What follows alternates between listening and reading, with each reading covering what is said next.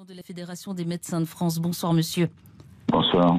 Vous réclamez le droit d'administrer du midazolam, ce médicament qui peut être utilisé pour une sédation profonde jusqu'à la mort. C'est à cause de ce même médicament qu'un médecin généraliste normand a été mis en examen. Comment réagissez-vous à cette mise en examen qui pèse sur votre confrère près du Havre? C'est pire qu'une mise en examen, c'est une interdiction d'exercice. Et ce qui est intolérable, c'est que le docteur Méheut-Ferron, qui est interdit d'exercice depuis plusieurs mois, a appliqué strictement la loi néonétique qui permet, comme vous le rappeliez, une sédation profonde et continue en utilisant le midazolam. Or, le midazolam est utilisé couramment à l'hôpital, couramment en clinique, en anesthésie, mais il n'est pas utilisable par un médecin généraliste en ville s'il ne fait pas partie d'une hospitalisation à domicile. D'accord, donc c'est pas précisé dans le texte qu'on peut l'utiliser en médecine de ville. Voilà, c'est ça. On ne peut pas l'utiliser en médecine de ville, sauf si on fait partie d'une hospitalisation à domicile. Or, là, effectivement, c'est un contrat que nous avons avec un patient, et les patients qui ont choisi de mourir chez eux, entourés des leurs, ce sont des gens qui ont le droit de partir dignement dans des conditions sans souffrir. Et le midazolam le permet. Or, nous, ce que nous demandons actuellement, c'est que la possibilité pour les médecins généralistes d'utiliser le midazolam, que ce soit tracé, c'est tout à fait normal, mais on demande surtout que le docteur Méheut-Ferron puisse retrouver ses patients. Le docteur Leveneur a écrit, le président de la fédération de l'URML Normandie avait écrit à Agnès Buzyn une lettre ouverte pour laquelle il n'a eu aucune réponse, ce qui est quand même un pur scandale pour un cas pareil. On en appelle actuellement à Édouard Philippe et au président de la République, puisque c'est lui qui décide de tout dans ce pays. Il faut que le docteur Méheut-Ferron puisse retrouver ses patients. Et son droit d'exercer. Pardon, et son droit d'exercer. Et le droit d'exercer. Alors, Jean-Paul Hamon, est-ce qu'on peut expliquer d'abord ce qu'est exactement le midazolam, quel effet il provoque?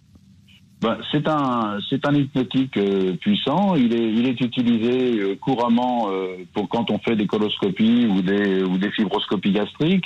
Il est utilisé aussi quand on fait des gestes relativement simples, comme les gens qui se sont luxés une épaule et qui arrivent un peu tard à l'hôpital, donc on les endort légèrement. Mais c'est un hypnotique qui permet, quand on est en fin de vie, ça permet de ne pas souffrir, de s'endormir tranquillement et de partir tranquillement.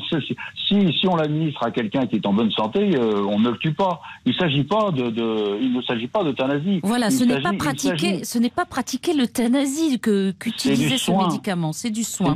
C'est du soin, et ça fait partie du métier de médecin généraliste. Vous savez, quand un patient vous confie qu'il est en fin de vie, il a décidé de partir, il sait qu'il n'y a plus aucune possibilité thérapeutique, il a décidé de rester chez lui, il a le droit de partir dignement sans souffrir.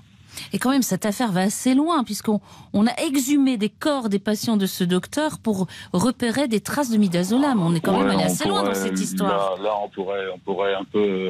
on ne va pas faire le procès du procureur de la République, mais franchement, il a pensé à avoir affaire à un tueur en série. Non, écoutez, là, actuellement, nous, on veut absolument forcer le gouvernement à réagir. On est en train de faire un manifeste, vous savez, sur le même manifeste des 343 salopes, ces femmes qui avaient permis à l'avortement d'être légalisé. On va signer un manifeste des 343 médecins qui ont un peu franchi la ligne jaune pour justement pouvoir soulager leurs patients, de façon à imposer le midazolam et de faire reconnaître que le médecin généraliste puisse utiliser ce produit. Parce que vous, Jean-Paul Hamon, vous avez déjà déclaré que vous avez aidé des patients à partir. Écoutez, ça fait 46 ans que je suis médecin généraliste. Et j'ai été confronté, c'est vrai, plusieurs fois à des fins de vie. Et même souvent de l'avoir simplement dit au patient, que si vraiment la vie pour lui devenait insupportable, que les douleurs devenaient intolérables, de simplement lui avoir dit que je l'aiderais à partir, ça avait suffi à apaiser les patients et à ne pas utiliser de produits qui aident à partir. Donc, si vous voulez, c'est une chose capitale. Quand vous êtes avec un patient, je pense notamment à ce patient qui avait voulu se pendre avec sa ceinture parce on avait découvert ce mélanome à un stade métastatique et il souffrait atrocement. Il avait voulu se pendre chez lui. et j'étais arrivé, il était sur son lit, hein, il avait voulu se pendre avec la potence au-dessus de son lit, et je lui avais dit, mais écoutez, faites pas ça, vraiment, si vous en pouvez plus, je vais augmenter vos doses parce que vous souffrez, mais si vous ne souffrez plus, si vous ne supportez plus la chose, je vous aiderai sincèrement. Il y a des méthodes plus sereines. J'oublierai jamais la façon dont il m'a serré la main et j'oublierai jamais la façon dont il m'a regardé. Mais il n'en a pas eu besoin parce qu'il est parti avec les doses de médicaments que je lui avais données.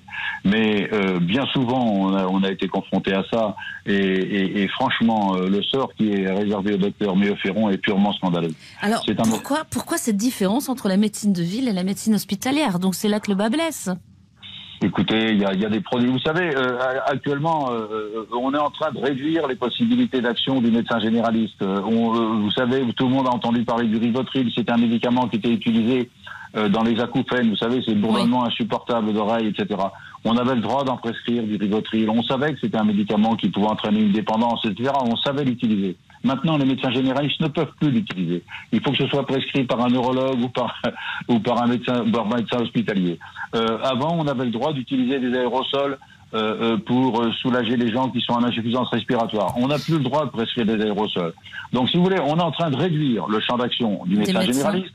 On est en train de faire croire aux Français que le métier de médecin généraliste pourrait être exercé par des pharmaciens, des infirmières, des kinés, voire de la téléconsultation. Or, le métier de médecin généraliste, c'est aussi la fin de vie.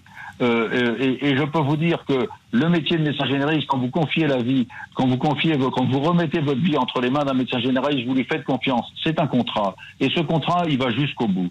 Il faut permettre justement aux médecins d'accompagner les patients qui ont choisi de mourir chez eux. Donc autoriser le midazolam, mais avec quand même un encadrement précis. C'est ça qu'il faudrait. Mais oui, que ce soit tracé, si vous voulez. Bon, dans le temps, il y avait des carnets à souche qui ont été supprimés pour les morphiniques et compagnie. Tout ça, c'est tracé.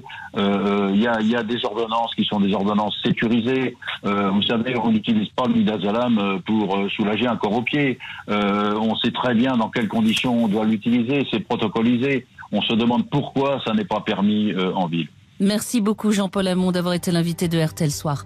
Je rappelle que vous êtes le président de la Fédération des médecins de France.